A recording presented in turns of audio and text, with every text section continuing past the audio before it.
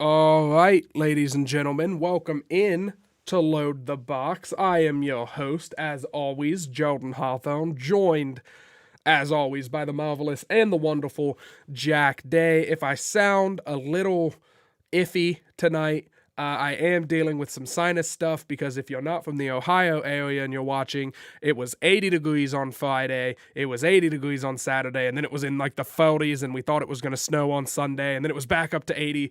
So that 1 day drop has really just toned my sinuses upside down, completely messed up my system, but that's my own damn problem. Jack, we're doing a mock draft tonight, but really quickly, while everyone can still see our faces, I have two questions for you. How you doing? And do you want to talk about anything before we start drafting? I'm doing well. The weather up here has been crazy, likewise as it has been in Ohio, but I think Minnesotans are a little bit more used to temps in the 30 degrees in April than you guys probably are out there. So, did want to touch on one quick thing that got me. I was like sitting at my desk here during work hours today, and I tuned into the Michael Pierce press conference, and that guy had me like, and he wasn't even doing anything like crazy, but you could just tell that he has been itching to get back on the field. And I love that out of a guy that we completely need to make an impact on this defense. Obviously, you go and get Delvin Tomlinson to put next to him, and then hopefully Daniil Hunter's ready to go on that edge spot, obviously. But it was exciting to see Michael Pierce jacked up for the season. It made me jacked up for the season too. And we've said this several times already on the show, but I think both of us are in the mindset that we're going to see potentially the best defense in the Kirk Cousins era over the last 4 seasons. So Michael Pierce, Delvin Tomlinson, the amount of free agency additions, you go out and get Xavier Rhodes, bring Mackenzie Alexander back in, Patrick Peterson, then you get Barr and Kendricks back as well, Daniil Hunter back as well. This defense is going to be fun to watch, and I'm looking forward to the season, and hopefully we can do some sort of mock draft tonight that will have us sitting pretty good virtually. It's a mock draft, obviously, but that in our eyes, we see it looking pretty good, the outlook of this 2021 season. Yeah, no, you led into that the exact way I was going to lead into it with, yeah, I think the defense right now on paper looks like it's going to be the best one we've had since we signed Cousins. And let's see if maybe we can help Cousins out even more tonight, whether that's a trade up to get Penei Sewell, whether that is a trade down to just build up, more and more pieces around him with, some of the second and third round picks. We'll see what we do. But right now I have a couple things I need to do. I need to load this up, and you're still going to see our faces for just a minute because I just have it on this thing, but I need to set up the share screen with Jack, maybe. I just want to set up, we'll just do screen one. Jack, can you see me? Can you see the screen? I can, yes. All right. Oh, hey, everyone can still see us. How fun is that, Jack? Look at that. The production value isn't even meant to be good on this show, and yet somehow it ends up being good. So let's go ahead. Let's start a mock draft. Are we doing a full 7 rounds tonight, or do you want to do like 5? We didn't really talk about this. Well, we can do 6. We don't have to go through 7 just because the Vikings don't have a 7th round pick. I'm sure Rick Spielman will find his way to get his hands on about 6, 7, 8, 9, 10 of those 7th round picks to come day 3 of the draft. But as of now, the Vikings are sitting without 2 of Rick Spielman's favorite picks year over year, and that's a 2nd round draft pick and a 7th round draft pick. Yeah, absolutely. And we're going to go ahead and start it. I do have it set to slow to set things off, just that way if any names that we really like go off the draft board, we can kind of make comment of it. This is, of course, the first mock draft that we've done since some of these trades have happened, excuse me. So, San Francisco is sitting up there at pick 3. I'll be curious to see if the mock draft has them go with Mac Jones like they might be going with in reality. But, Jack, you just let me know. I'm going to go ahead and move us down into this bottom right corner, actually. Because we look better down there and it takes up less important real estate. So I'm going to go ahead and start the draft, and I don't have the jingle queued up, but go ahead and queue up that ESPN jingle at home, and let's go ahead.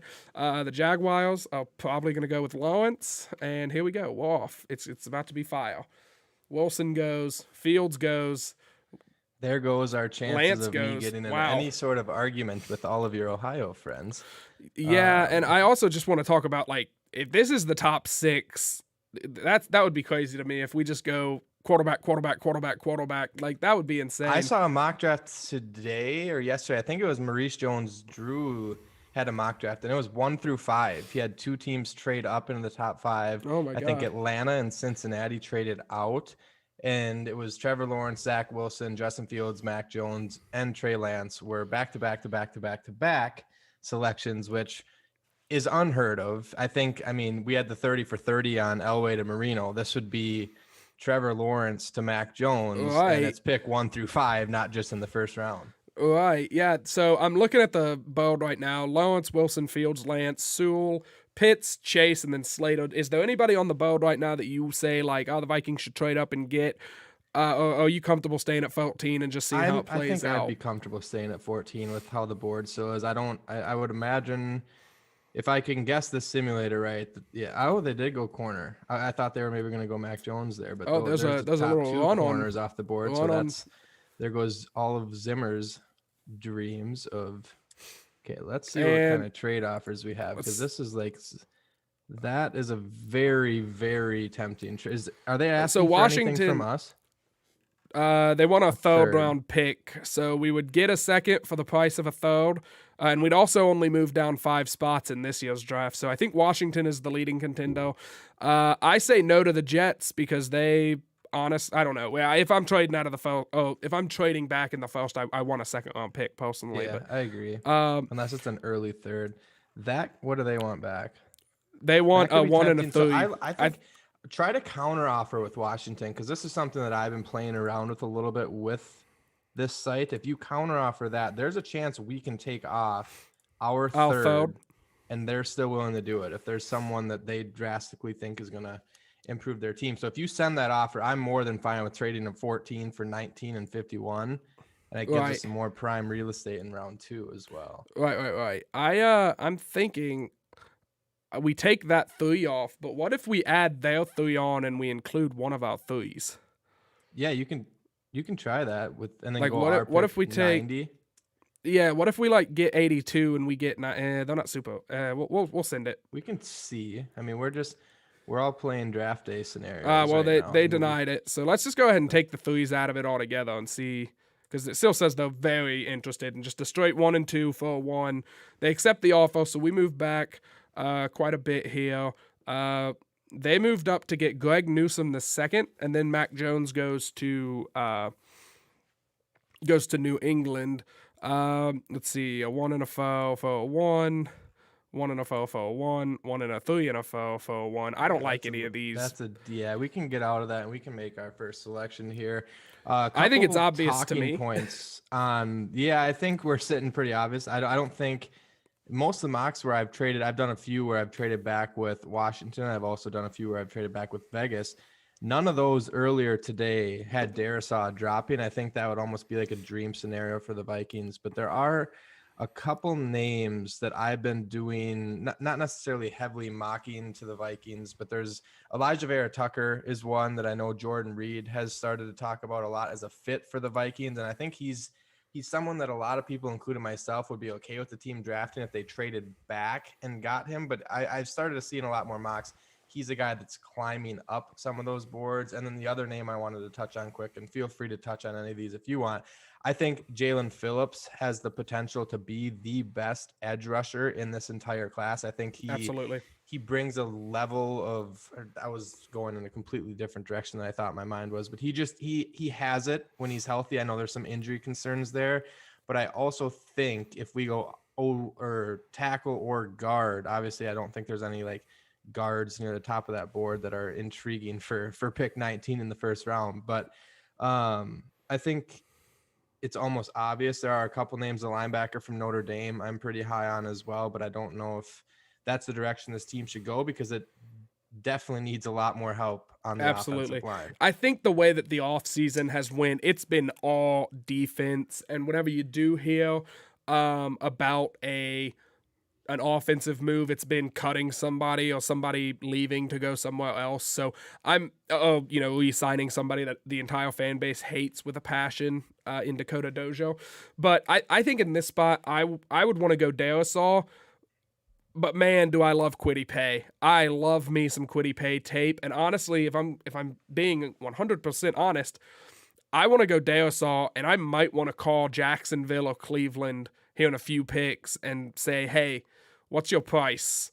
And kind of double dip, and it could really make this it could make it an explosive day one and a not so explosive, later in the draft. But if you look at the way that the season is likely to play out, this could be Zimmer and Spielman's final shot to, not final shot, but this could be their last year if things don't play out. So I think sacrificing depth or sacrificing long-term future with some of these late-round picks to move up and get two guys that you think could be day one game-changing players makes a lot of sense, where if you can get a pass rusher and you can get somebody to keep Cousins clean, well, it's a game of, protect the quarterback and get the quarterback. So I think we could maybe look into that.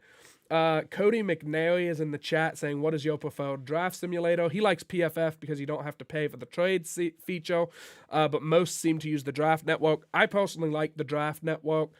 Tom Day says COVID.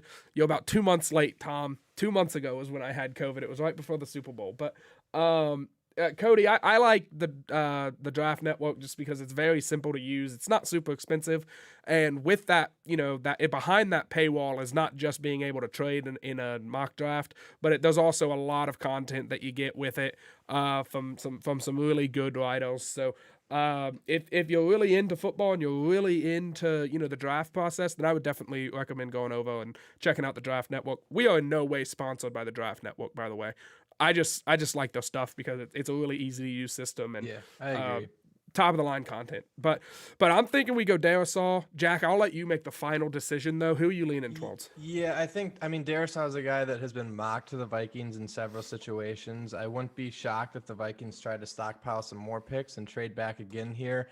But with Darisaw being there and we're at 19, I really like Kwity Paye as well, but I do think there are some other edge rushers in that second round that have similar ceilings as what Kwity Paye can do. I know Kwity Paye kind of got moved all around the defensive line for Michigan. He played some 3-tech, played out wide.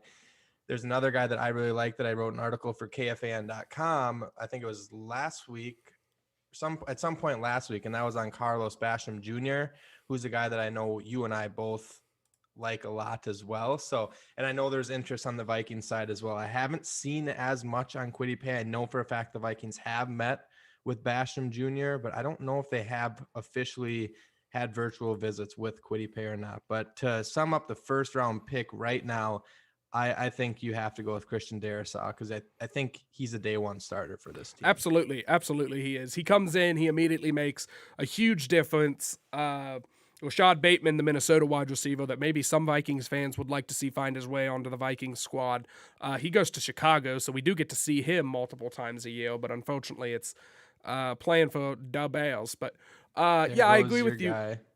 Kwity Paye just went to Cleveland, which I don't know if the site's fully updated.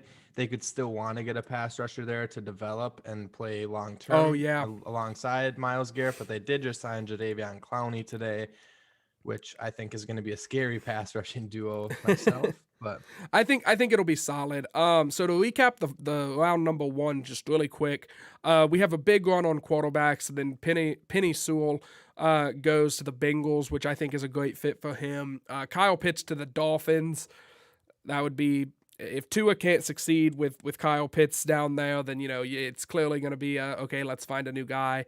Jamar Chase, easy pick. Slater goes to Carolina. I'm trying to decide who's notable to mention. Jalen Phillips went to the Chargers, which is unfortunate because he's very solid, and I think Jack might have gotten on his soapbox and said, let's take Phillips instead of Darisaw at 19. But at 19, we did get Darisaw. Darisaw comes in day one to protect Cousins' blind side. O'Neal can stay at right tackle. And if Darisaw is what a lot of these experts think he is, we suddenly have a really solid right tackle, a really solid left tackle, and now we can use the later rounds of the draft to try and find some interior guys to really help, show up and keep Cousins clean. So let's go ahead and resume the draft. We pick Also, in the first round, 2 first-round running backs just went as well. I know Najee Harris went last, obviously, to Tampa Bay there, but what are they offering? That's a lot to give up. That's a lot. That's even more to give up. There's no way. Jack, we're not doing a 2022. Rick Spielman will not be splitting with that second-round pick next year unless it's for something a little bit bigger than that. I'm afraid. I could be wrong on that, but I think I agree with you. I'm just going to straight up decline the offer. Who do they end up going with? They end up going with Samuel Cosme. He's another guy that should be on the Vikings' radar if they do decide to trade back a little bit further and get some assets. He's a athletic tackle prospect that can fit in that zone scheme that the Vikings run. Jack, there's a lot of corners going early. So this might be me getting afraid, and I just want to look at where we're at. I want to try and trade with Jacksonville. I'll give it one more pick. Okay. Can I try and make a trade with Jacksonville? I would really like to. I'm afraid Wyatt Davis is going to go, and I would like to get Wyatt Davis. Yeah. I've either him or Leatherwood one. What would you be willing to trade with them for, and what would they? I guess we can see what they're. I think a 2 and a 3 would be fair. I mean, it's not a super high. Less than that, honestly. It's only. I think you could offer them a 2 and a 4. Let's try the late foe. Let's try a later foe. Let's try a 5. Oh my God. Well, I'll give them a foe to be realistic here. Oh wow. Interesting. Let's send this one. Let's see if an earlier foe. I don't know if I've ever seen it would be that very likely, and then I denied. That's a new. Can tell you for sure that I haven't, because I don't think I've ever had a trade get declined on here yet. So I will say this: there are a couple names on this board. I don't know a ton about Terrence Marshall Jr., but he would obviously be reuniting with Justin Jefferson. I like Wyatt Davis as well. It shores up that offensive line, but I also Rondale Moore is a guy that I really, really like. I know he's a smaller. I've seen some comparisons to like a Tyreek Hill. He's fast and he's muscular. Yeah. He's a speedy weapon that I think could do wonders in this Vikings offense, because obviously you have right now the wide receiver 3 battle comes down to a BC Johnson and Chad Beebe battle. Rondale Moore instantly comes in and improves that wide receiver 3 spot. But at the same time, if you can get Kirk Cousins that protection that he deserves, you have Wyatt Davis. Now you have Darisaw. That shores up that offensive line. And now you can essentially go best player available throughout the rest of the draft. Well, that's kind of where I'm at. Is I really wanted to show up the offensive line with our 2 highest picks, because I do feel as though it was a bit neglected. Now, granted, we still have 2 weeks until draft night. So we could see a trade. I know a lot of Vikings fans have been talking about the guy that plays for the Ravens, whose name I can't remember, but Orlando Brown, I believe. Yes, junior. I know he's a junior. So Orlando Brown Jr. is a guy who a lot of people have been, talking about maybe the Vikings could trade for. But as of right now, the starting line does not impress me, especially because Rashad Hill is our starting left tackle.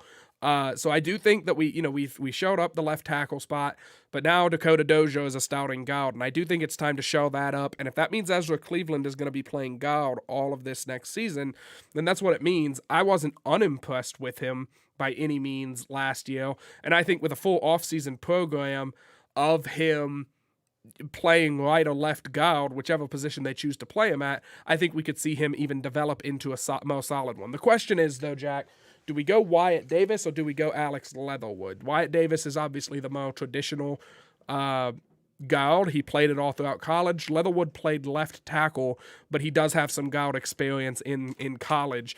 One thing that could factor in here, I know Wyatt Davis blew his knee out. So is he going to be ready to go for this next season? So there's an area of this draft where I think, we're in the sweet spot of this draft right now for a lot of the positions that the Vikings need. And there's some guards that I like in the 3rd and 4th round that I think the Vikings could get away with starting right away. The thing with Wyatt Davis is, from what I've read, he's strictly played that right guard role for Ohio State. So that would involve yet another season of playing musical chairs with our offensive linemen, and that hasn't worked great over the last several seasons. Obviously, you draft Ezra Cleveland as a left tackle, and you switch him to the opposite side of the line, and you put him at guard. And so he'd have to essentially go back to that left guard position more than likely, and then Wyatt Davis would slide into right guard, and it could shore up that offensive line. But if I'm sitting here and I was able to trade up and Rondale Moore is still there, like I said, he's a very intriguing prospect to me. And I think the Vikings fan base is a little bit divided on whether or not wide receivers should be addressed early. I think there are some wide receiver guys that you can get in the 3rd and 4th round as well that can easily blow out Chad Beebe and BC Johnson for that wide receiver 3 spot. So I'm not opposed to drafting Wyatt Davis here, especially, I mean, if we were doing this a month or two ago, Wyatt Davis was being mentioned as a 1st rounder. Yeah. So getting him and shoring up that offensive line, now we're essentially done with the offensive line, and we can really attack the rest of this draft on some other positions. Absolutely. And I'm going to start saying here now as well as sorry, I keep talking, but this draft is going to continue to go on, and I'm not going to be, we're going kind of trade crazy here, but there are a few names that are extremely intriguing to me as a Vikings fan right now. You tell me when you want to trade up for Wandale Mo. Just say that you want to trade up for Wandale Mo, and I'll trade up. I don't care. I was thinking even more so. It was more so the Carlos Basham Jr. is who I'm looking at right now. Oh yeah, he's sitting here. I love Rondale Moore too. I don't think he's going to fall this far into the 2nd round. But look at the names on this board. Ronnie Perkins is a player that I could see the Vikings having interest in. I could see them having interest in Gregory Rousseau. Joseph Asai is another guy. I think he might be more of a 3-4 style player. And I know that a lot of these guys they've been in the 3-point stance and the 2-point stance. They've done a little bit of both. Brady Christensen is a tackle that I've been drafting a lot in a lot of my mock drafts, trading back into the 2nd round to grab as well. He just went to Chicago right there. He's drawn some comparisons to David Bakhtiari, who Vikings fans are obviously familiar with. I will really quickly point out, with Basham being down at 58 and there being 3 edges that are technically above him, I wonder I'm wondering if we should try and trade up soon, or if we should. Should I let the draft play for a little bit? If we lose out on Moore, I'm not going to be too upset because there are some more. There are some more wide receivers that I like. There goes Rousseau. There goes Perkins. I think we can. I mean, Tyron's probably going to go in front of him, and Asai is still going to probably go in front of him. Carlos Basham, he just fits with the Vikings. Oh my gosh, it's an edge party apparently. So all of a sudden, Basham's the best edge available. Do we try and trade up? For us to trade up with Baltimore right now? Let's see it's going to be a little bit trickier because they have these stimulated to the point where it's a 2nd rounder for a 3rd rounder straight up because that's the best thing that we have to offer. We no longer. I mean, they're dropping 20 picks, so it's going to be. We'd have to give them. You want to try a pair of 3s? That's what would they do it for a 4th? Let's. So if we give them the early 4th, another back end. Yeah. See, that they're saying no dice. So the middle one is like 50-50. The beginning. I mean, we can send it, and then if they don't take it, we can just send them the early 4.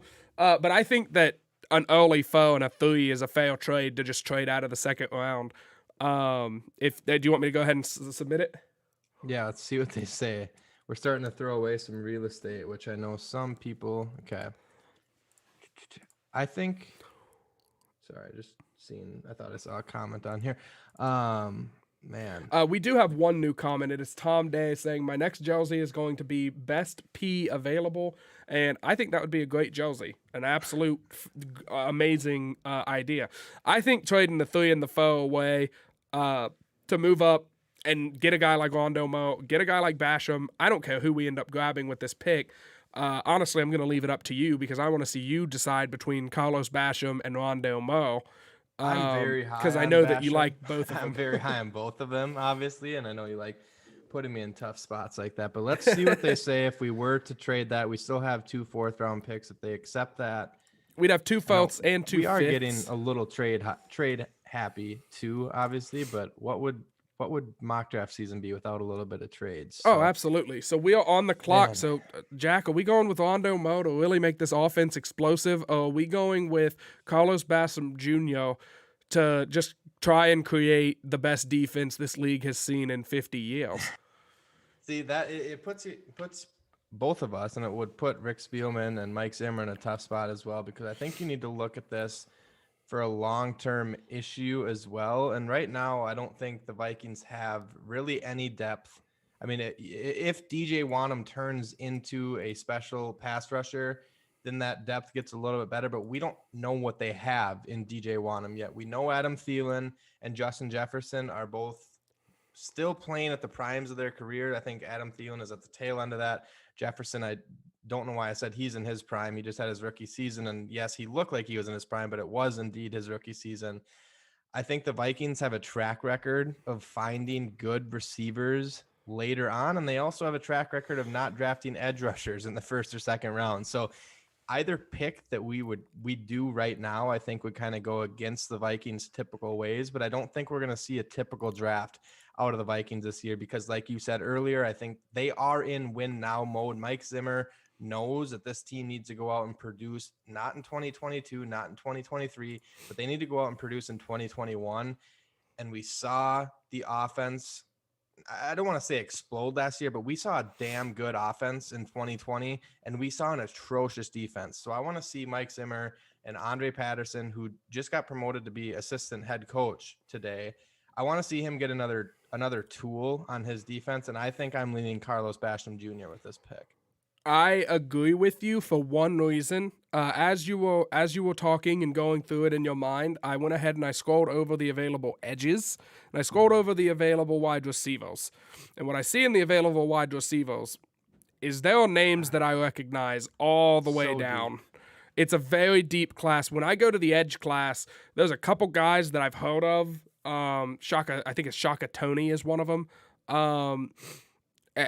Is that his name? Is that who it is? Yeah, Shaka Tony's one. Patrick Jones, Deo. Yes. Yeah. There's a few of them, and I think there's some depth there too. And I honestly wouldn't be shocked to see the Vikings dip their toes in absolutely with another edge in this class later on as well. But the talent level's there. There's been a lot of comparisons. There's been some comparisons. I know I tweeted out the article I wrote on him, and someone tweeted the workout metrics, and they were extremely similar to those of Everson Griffin, who obviously did some great things for a long time for this organization. So I think you have to dip your toes in and get an edge earlier than you usually do, because a guy like Carlos Basham Jr., I don't think he's going to, a guy with that talent that can come in right now and make an impact.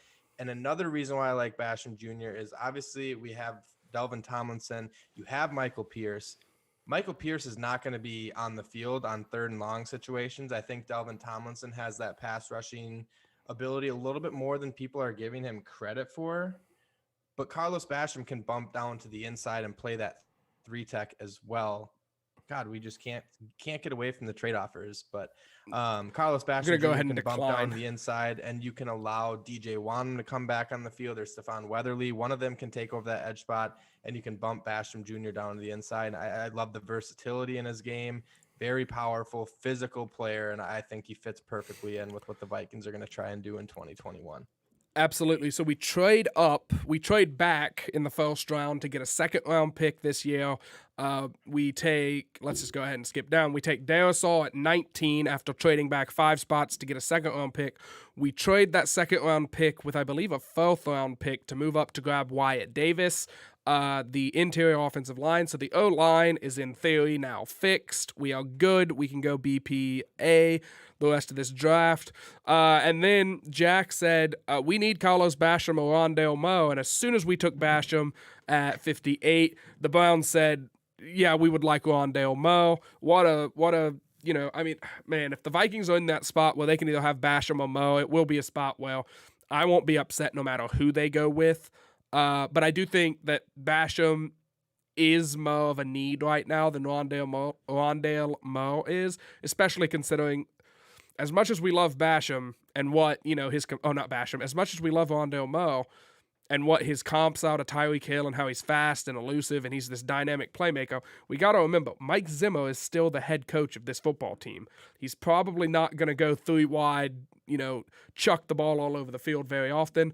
So I did want to just make mention that Rondale Moore goes next. We've been a little trade happy. I say we just let this thing ride until our next pick. And then maybe we move around a little bit later in the draft. But as of right now, I think we'll stuck here for a little bit. Does that sound good, Jack? Yeah, sounds good to me. Okay. There's a couple safeties that are intriguing, and I know the Vikings went out and got Xavier Woods, obviously, but I'm fully It's a 1-year expecting deal, the isn't it? Vikings to draft a safety at some point, and there's a lot of depth at that position as well. So there's a lot of guys that they can get later on in this draft. I know the kid from Missouri, not that one. Not There's another one, Gillespie. Bledsoe. They met with Bledsoe virtually.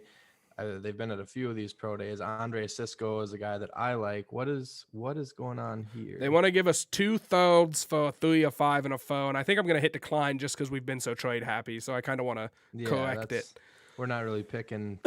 I mean, and like I said, it might not be a traditional draft. There's going to be a lot of trades in this draft. There's a lot of unknown with the lack of film from last season. So Davis what made Mills, I've been seeing him get. Yeah, that's what I was about to ask. What happened with Davis Mills' draft stock that he's ranked 81st? I saw Pete Schrager had him go 32nd overall to Tampa Bay, which was surprising to me. A lot of people like him. I think in this situation, I'm not sure if the Vikings were at that pro day or not, but I believe that Rick Spielman was at Texas A&M's pro day watching Kellen Mond throw. Oh, tell me to do it, Jack. Yeah, I mean, we just looked at the wide receiver depth, and I'm going to make myself very clear as the weeks go on with this. I tweeted this last week from Load the Box and quote tweeted it. It was kind of a question for all the followers of Load the Box.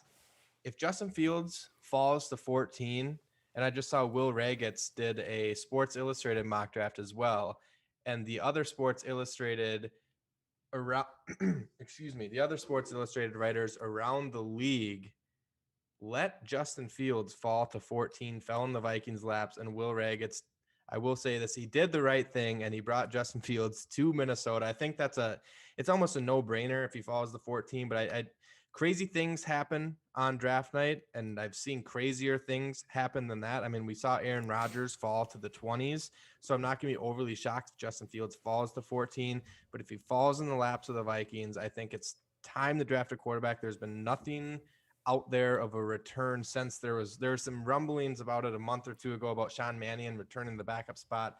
I haven't heard similar things. It doesn't sound like he's going to be back with the Vikings. He still very well could be, but I think this is a draft where they're gonna pick a quarterback at some point, and there is a fairly big drop off from Davis Mills, Kellen Mond into the next kind of tier of quarterbacks, in my opinion. So I'm looking. Look. I'll be honest with you. I'm not a like. I don't know a lot about Davis Mills. I have somebody in the chat, Ryan Wright, saying Mills is a major sleeper and that he's way better than Kellen Mond.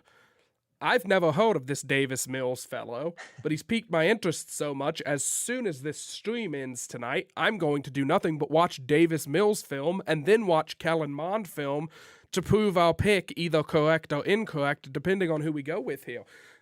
So Jack, tell me, you're gonna be my jumping off point. Tell me about this Davis Mills kid. He's certainly a guy that I need to do some more research on as well. He's someone that neither of us really had any interest in. I shouldn't say interest. Neither of us really brought him up when we did our quarterback show, whenever that was, a few months ago.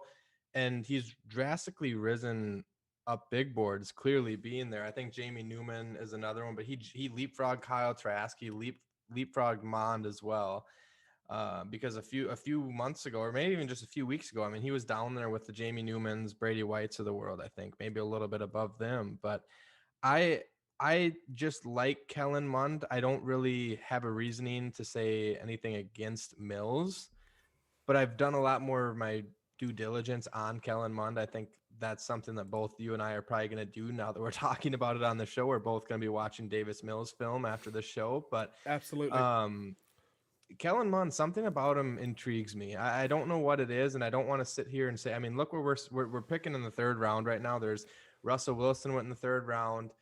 Dak Prescott went in the fourth round. Kirk Cousins was the fourth round quarterback. This is still. I'm not saying it's prime real estate, but a lot of good teams find good quarterbacks So at this point of the draft. And for some reason, when I watch Kellen Mond, I could just see him take that step and not necessarily turn into a guy like Russell Wilson, but maybe hit his ceiling and turn into a guy like a Dak Prescott. Dak Prescott wasn't great coming out of Mississippi State when he got drafted out of Dallas in the drafted by Dallas in the fourth round, obviously. And I think Kellen Mond is the guy where you sit him behind Kirk Cousins. You know for a fact Kellen Mond, barring some crazy injury to Kirk Cousins, is not going to see the field in 2021. And I like that for young quarterbacks. So I would have no problem pulling the trigger on either of them right here. I just saw Tylan Wallace go off the board, who's kind of one of my wide receivers that I like a lot in this round of the draft. So I think this makes sense to go quarterback at this point of the draft, and I think Kellen Mond is who I'm leaning towards. yeah, so I want to say to Ryan Wright specifically, who's not blowing up the chat in a negative way, but he is discussing with me in the chat here. He says he's a major sleeper, better than Mond. He says we won't find much Mills film, but he's a former 5-star player with great arm talent and a shortened season due to injuries and COVID. And then he said that we were doing a great job. Appreciate the pat on the back, Ryan. Thank you so much for tuning in. This is where the but comes in. I know me and Jack have both done research into Mond and not a bunch into Mills. So for this mock draft tonight, I'm hitting the Mond button. But it is not a knock on you, Ryan. It could very well change because we're going to be doing another one next week. We're doing a few more of these, and I know the Wednesday before the draft, we're going to do a little bit longer of a special type show. Yes, we're going to do a very in-depth special. It's lack of information on my end, and then similar to what you just said, I don't know as much about Mills, but I'm very intrigued to see why some teams have him, or some analysts, and Pete Schrager is one of my favorite analysts on Good Morning Football, not just Good Morning Football, but I love his content. Yeah, he's great. I respect his opinion a lot, and he has him going 32nd overall to Tampa Bay to be the successor of Tom Brady. So that could be a perfect spot for him as well. Let him sit behind Tom Brady for a few years, or at this point, I don't even know if I can say a few years. Maybe the guy's going to play till he's 55. Who knows? I'm not going to guess. He's one of the most gifted football players, if not the most gifted football players that we have ever been able to witness. So yeah, absolutely. I'm really excited to go watch a lot about this Mills kid, kind of see what he brings to the table as a quarterback, because I do think this is a year where the Vikings, Cousins has 2 years left. If we want to bring in a guy in the mid to late rounds, that we think has that potential, if they can just take that step, what better way to ease them into taking that step than to give them a guy like Cousins to sit behind and learn behind. I think no matter what the discussion ends at, with most Vikings fans agreeing at, there needs to be another quarterback brought in to back up Cousins at the minimum. If not, just a new starter, which that's a whole different discussion. But Vikings are back on the clock. A couple of guys that I really like went. Aldarius Washington went. Benjamin St-Juste went. Let's see. Kyle Trask goes to Cleveland, so expect QB controversy there. Jamie Newman went to the Broncos. Let's see. I'm trying to see of some of the names that I liked. That I almost said we should trade up, but I decided not to because we already have done our trading up. Who are you leaning towards in this spot right now, Jack? I know we can kind of go best player available. Don't have a full answer for you there. The South Carolina cornerback, I should say, I've taken in a few. If you just pop open his bio or his quick description, if I remember correctly, he's a physical, big, 6'3", 205. Good again. I mean, he's versatile. He can play in that slot against tight ends, and I'm not going to scream Jaron Kearse because I haven't watched a ton of his film, but we're still kind of lacking that bigger bodied presence that left when Jaron Kearse left. I'm not saying Jaron Kearse was never really a full-time starter in this role, but it was nice knowing you had a bigger bodied guy that you could throw back there and could stick in the back pocket of some of these tight ends and running backs. And I need to dive into a little bit more of his film, but he's a guy that I like. And then you can go with that interior defensive line. I mean, they addressed it and they get Michael Pierce back. They addressed it with Delvin Tomlinson. They don't have that young guy coming through that can also be a pass rusher. And Twyman is a guy that we've both talked about regularly on the show. I don't know if you've seen the workout metrics, but he's a freak. He's absolutely jacked. That's for Trey Sermon. Did I say Trey Sermon, or are you just looking at that while I'm talking? I was just looking at it while you were talking because he's a Okay, guy that I sorry. actually like to grab sometimes. I That was my I fault. would That was not my be fault. shocked if the Vikings were to go with a running back at some point, especially if it's fourth, fifth, sixth round. Right. I still think there is some value here with interior defensive line. I really like Jalen Twyman too, and you let I him. was leaning towards Twyman when I saw the name, but that I'll be honest with you, and this is the ugly part of football. With the Jeff Gladney arrest, I think this Israel. I'm gonna try and pronounce the last name. I always give a formal apology if I can't pronounce the last name because I haven't heard it pronounced much. Israel Mukamu. We'll just call him Mukamu. Israel Mukamu. I really like what I'm reading in this profile. I haven't done a lot of research onto him, I'll be honest, but the fact that he seems like a what you want in an outside defensive back. He's tall, he's rangy, and he has that size and ability to be able to maybe not completely shut down a number one, but be physical enough to cause some disruption and also have the length to break up balls, even if he does get beat by a half step or something. I would lean towards Kono here just because of I the like positional that needs. too, and But I we understand going with Twyman as well. It's we also, I mean, we traded up for Basham too, who can come to the interior of the D line and rush in situations where it is clearly a passing down. Twyman, I think, would be put into a similar role as that right off the bat. I don't think he would see a ton of playing time over Delvin Tomlinson or over Michael Pierce anyways. And I mean, we saw just about every single cornerback, not just on the Minnesota Vikings roster, but I'm pretty sure they were just taking people off the streets of Minneapolis and putting them back there at corner last year. So right. Mike Zimmer knows he needs his depth at corner. Wait a minute. They have Sean Wade still there? Yeah, Sean Wade has further. he has plummeted. He had a decent pro day. I'm pretty sure he ran like a 4.4 340, and he had a decent pro day today. He wasn't able to work out with Justin Fields or during the first pro day, and Justin Fields did his second one today, and he did work out today. And I want to say it went fairly well for him, but I say so. Wade is there, and Wade is a guy that he struggled with that transition to the outside.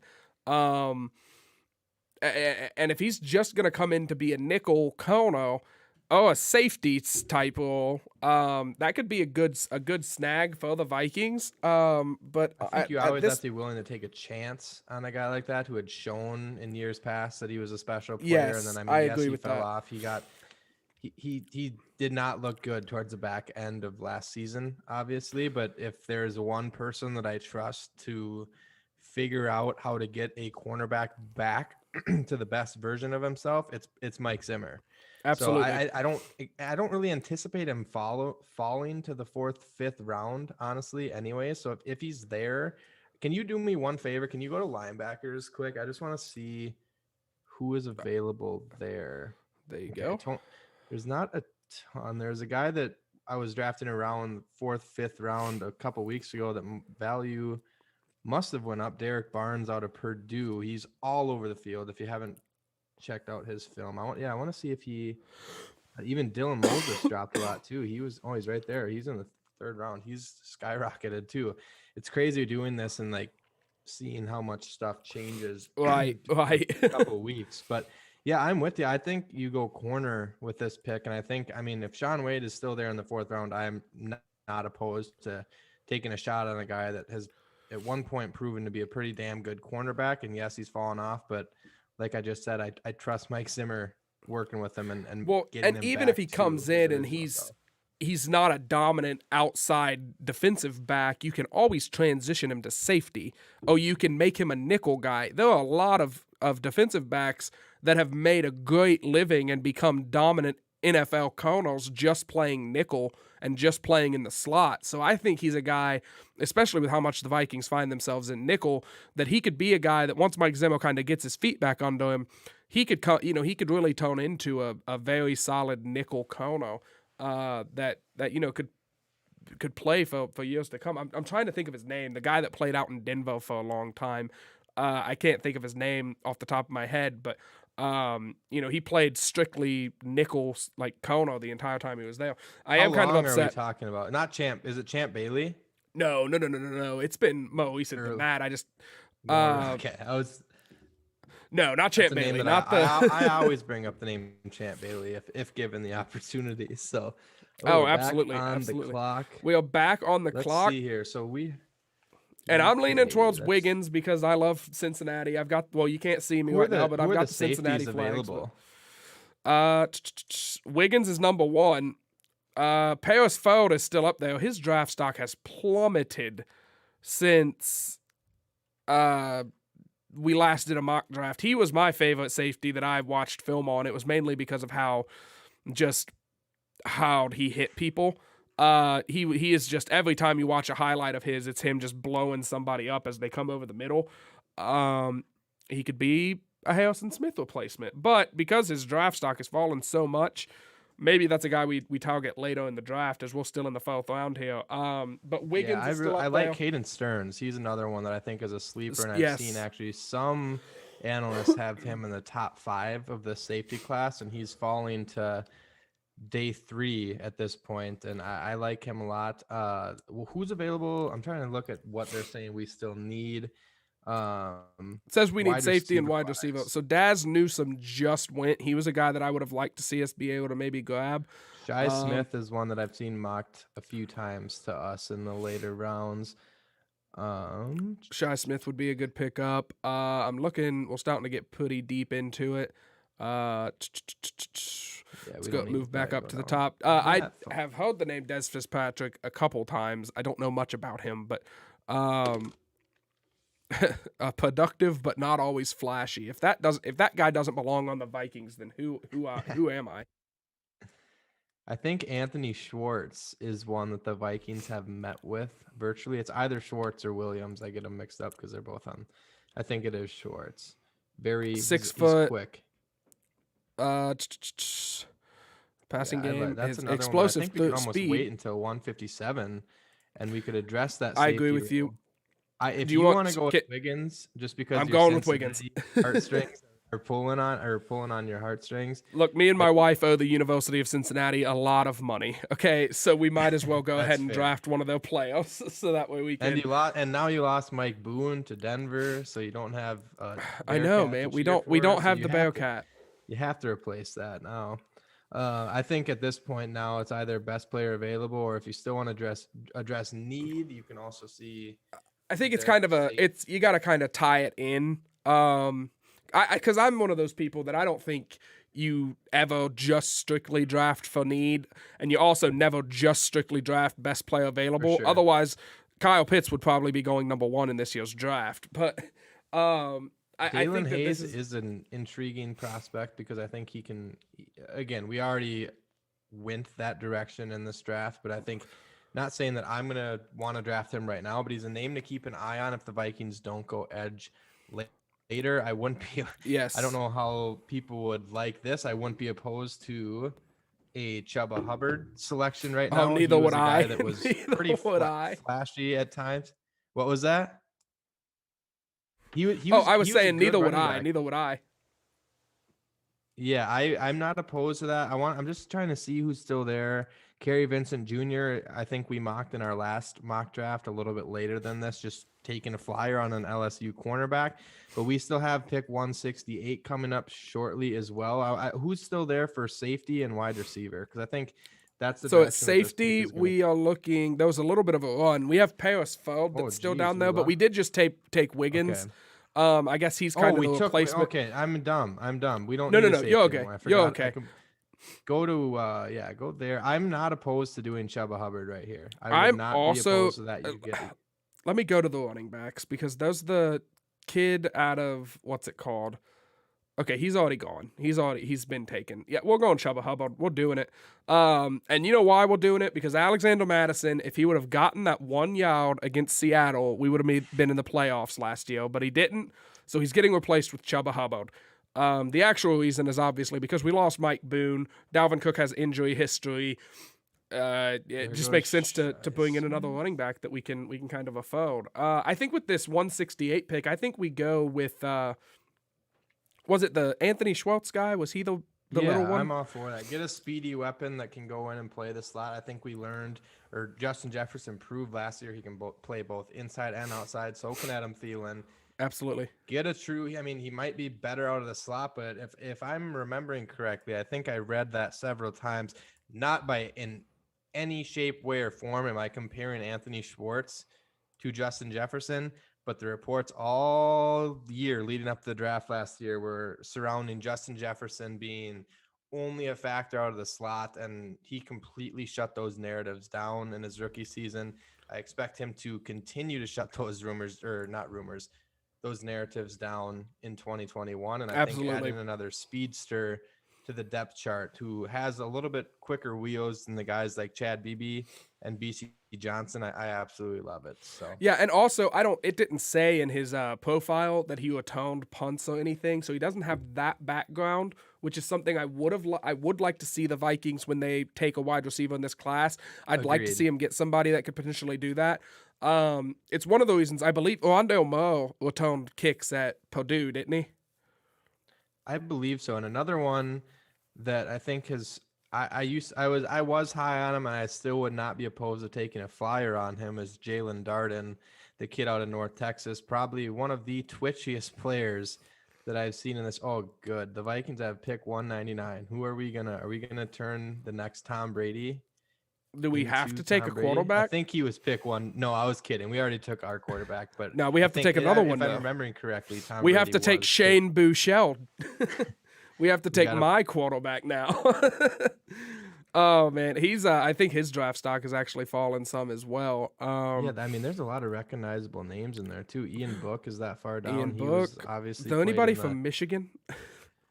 We got to find somebody from Michigan to take. Well, Michigan State. I mean, I guess we could get Diet Tom Brady at defensive back. But looking at this from an actual like realism standpoint, let's look at our picks really quick.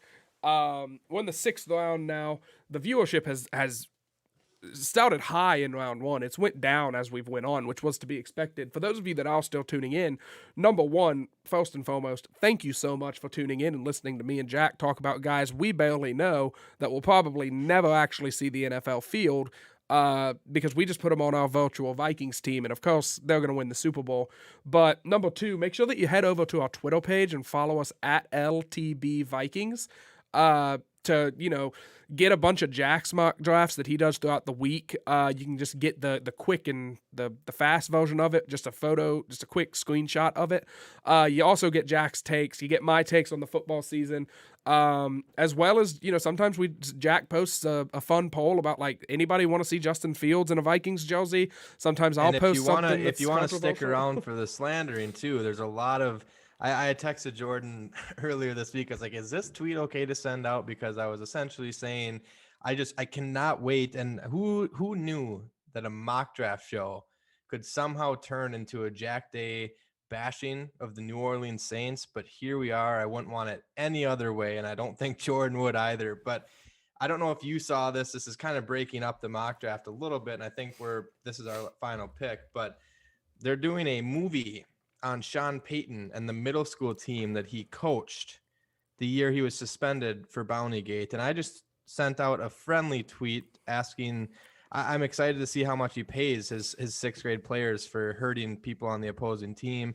That's probably, I don't need to get too into this because Jordan and I both know how this episode turns out. It turns out to a 30-minute show of me only talking about my hatred for the New Orleans Saints and Sean Payton. So we can get into this pick 199 here, but I think this is the spot in the draft where you absolutely have to go best player available. Is Tony Fields, the linebacker from West Virginia, still available at this point in the draft? Check it out. He's gone. It's been really odd how certain position groups, it seems like they kind of heat up at certain Absolutely. times. But Absolutely. I'm looking at this, and honestly, I would like to try and find. I think a punt returner would be a nice add. If you look at our team needs over here, we've done a good job. We've gotten everything but linebacker and tight end. And honestly, is linebacker that much of a need when we bought in? Vigil? Jack, help me out. Thank you. Yes, we bought in Vigil, and we're also getting Anthony Bow back, and Eric Kendricks is going to be playing. So I don't see linebackers being. I guess that's why it's so far down the list. I think they have high hopes for Troy Dye as well. If you can beef him up a little bit, he showed flashes of being very athletic at the position. I don't think, especially with where we're at right now, I don't really want to reach for a linebacker because quite frankly, there's not really any desirable ones left. Absolutely. And I'm trying to find Darden some. I'm sorry. It jumps off the screen because I know he returns punt. I was talking to some people within the industry saying that he actually isn't as good of a punt returner as some had originally thought. And I don't know if that kind of shies me away from him because I don't want to be taking another KJ Osborne project that just doesn't pan out. I want someone that essentially can we just with pick 199, can we just call Marcus Sherrills and see if he can come and just catch the ball and return 5 to 10 yards every single time? Yeah, I never thought that I would miss Marcus Sherrills so much in this offense, but after watching the KJ Osborne's, Chad Beebe's of the worlds trying to return punts last year, it was ugly, and I would love to have someone a little bit more sure-handed back there. I think taking the chance on Dowden here makes sense. It's pick 199. The odds that we're getting a game-changing, complete, Tom Brady level player are pretty low, especially considering we already took a quarterback, so we're already too deep at quarterback. I think taking Dowden here, even if he is not as dynamic of a punt returner as we may want, he might not be Devin Hester. If he can just secure the ball, which I'm assuming he did well enough if he did it for 2 or 3 years while he was at North Texas, I think that's a solid grab. And if he can develop into a Devin Hester, he can show that elusiveness that he supposedly has so much of in that punt return game. I think Jalen Dowden is a solid grab here. And plus it's not a reach because he was projected to go 10 picks ago. So. But I'd also be okay to go somewhere else. When we had Jordan Reed on the podcast a few months ago, he said that, I'm pretty sure at the time, don't hold me to this, I'm not 100% sure this is accurate, but I'm pretty sure he was giving Jalen Darden a lot higher grade than most. And I want to say it was like almost a 3rd round grade, which if you can get him at the back half of the 6th round and he potentially has the ceiling of a 3rd round type wide receiver, I'm all in on it. I think we pull the trigger with it. I was looking. I saw the at the edge position there is a few names left here. There's the guy from Coastal Carolina that I sort of like, but nobody here that jumps out as like he's still here or anything like that. So if you're okay with it, I say we pull the trigger on Dowden and we call it a mock draft. Let's do it. All right. For a second, though, I thought I accidentally clicked the guy under him, and I thought we just took like a 6'5" wide receiver to return our punts, and I was like, well, Jack, I messed up. But I didn't mess up. I don't think there's a way to speed this up. So while this draft goes ahead and finishes itself out, we can start giving our final thoughts and then do a quick recap of the draft and then get out of here. So I'll give my final thoughts quickly. Thank you to everybody who tuned in tonight. We are going to be doing mock drafts the rest of the season, and expect this one already went like, I think we're at 55 minutes of being on the air. This one is considered a shorter one. We are going to do a more in-depth one where we really dive into some of the earlier picks. It's going to be a real suit and tie affair the Wednesday before the draft. It is going to be a bit of a longer show, but I think it's going to be less of a 7th-round or 6th-round affair, as it is going to be we go through every pick and kind of break down the player, say what he is, how good he is, what we like about him, what we dislike about him, that kind of a thing. It could honestly end up being a 1-round show. We haven't really decided what we're going to do with it yet, but the draft just ended, so I'll end my final thoughts with the official results of this draft. The Vikings get 2, 4, 6, 8, 9 draft picks in this draft, where we get Christian Darrisaw at 19, Wyatt Davis at 45, Carlos Basham at 58, Kellen Mond at 90, Sean Wade at 125, James Wiggins at 143, Chuba Hubbard 157, Anthony Schwartz 168, and then with the 199th pick, we end up with Jalen Dowden to take those kicks back. I think that's a hell of a team that we've just put together. Getting Darrisaw and Wyatt Davis really just immediately sends the message of, hey, Coke, we've got your back. Getting Basham, is Anthony Patterson's new toy. And then we immediately say, Coke, your job is not safe. Here's Kellen Mond. We will replace you if you don't step it up. And we kind of give him, we kind of let him know, look, you got 2 years to, get us a ring, or else we will bring somebody in that will. And then towards the bottom, it's just getting value players that we think fit the team while also are not too much of a reach for taking them. So I like what we did here tonight, Jack. And yeah, tune in next week for another probably 6 or 7 round mock draft. Well, I'm sure the picks will look different because the board's going to fall differently every week. And then, like I said earlier, the Wednesday before the draft is going to be a longer show where we really go in depth on some of these big name prospects and talk about what we like, what we don't like, and where we think they should go and why the Vikings should be in love with them. So, Jack, I'll pass it off to you for final thoughts. And as I pass it off to you, I'm actually going to go ahead and bring us up.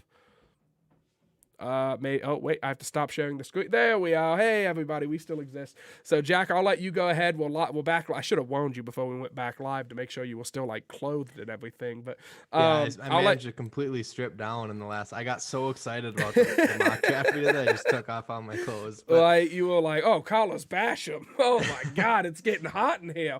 But yeah, I'll let you finish us off and take us out. And yeah, that's pretty much it. Yeah, I think it was a well thought out, and I think the mock draft went fairly well. We filled a lot of needs. Obviously, you go get Darrisaw at 19 and recoup a second round pick. We moved around quite a bit, maybe a little bit unrealistically, moved around quite frequently earlier on, but it's a mock draft for a reason, and we were doing kind of just going with our gut. The one thing that kind of is going to hang over us with this one, I think, will be the Rondale Moore and Wyatt Davis debacle right there. I think that's one spot where you could have went with either one, and I'm going to be happy with either one. But like Jordan said, we shored up that offensive line, hopefully give Kirk Cousins the protection that he deserves. You get a backup in Kellen Mond that is on a rookie deal, and if Kirk Cousins were to go down or in 2 years, it's the Kellen Mond show. He's still on his rookie contract, and we've seen so many teams kind of win with quarterbacks on rookie contracts. That's why I think it's so important that in this draft, Sean Mannion is out the door and in comes some younger quarterback on a rookie deal with high upside that can learn behind Kirk Cousins for a couple years. And then my favorite pick in the draft as well was probably the Carlos Basham Jr. pick. He flashes on tape. Just turn on the tape. He can kind of play. He can slide down to the inside. Very, very physical player that would be a treat for Vikings fans to watch on the opposite side of Danielle Hunter and then playing alongside. I don't know who would get the double teams, and you have Michael Pierce, Delvin Tomlinson, Danielle Hunter, and you throw in Carlos Basham. Oh, and by the way, we have a pretty damn good linebacker in Anthony Barr that can rush the passer as well. So I think I really like how that mock draft turned out. Like Jordan said earlier, make sure you are following us on Twitter at LTB Vikings, Load the Box Vikings. Pretty self-explanatory. We're going to be. I gotta jump in really quick because I'm a foot. Yeah, it can hit it. It's like an RKO in the WWE. It can hit at any time whenever you hit that skull. As always, there's one last chat that I didn't get to. It just popped up, and I would never hear the end of it if I didn't mention it. Jeff Hawthorne, my own old man, says "Go Vikings." The most important thing that we'll hear tonight, but I did have to throw it in there. That's the final chat that we'll read tonight. So the chat's cut off now. I need to start doing that so that way we don't get into this debacle. But and I'll transition from Go Vikings to, like I just said, go follow our Twitter account. If you are a Vikings fan, if you're a football fan at all in any sort of way, we're trying to be a little bit more active on the Twitter as well. I know every single Wednesday we tweet out the show, tweet out stuff like that, but especially this time of year, when people that are following the Vikings, I mean, Jordan and myself might be a little bit extreme, and you can call us nerds with this draft stuff, but we love doing this. So if you enjoyed the show, make sure to tune in next week and the following week. I think there's going to be a lot of fun, just really, really heavy draft content. Next week will be similar, and then we'll probably talk about, maybe we could even sprinkle in a guest in there too if we want to get another Vikings content person on the show maybe next week. That's something that Jordan and I can talk about offline. But overall, I think it was a great mock draft, or I almost said first mock draft, but great mock draft 2.0 from Load the Box. I'm already jacked up for the Vikings season, and I think this draft is just going to get everyone even more ready because there's going to be a lot of young talent coming in that building. So most importantly,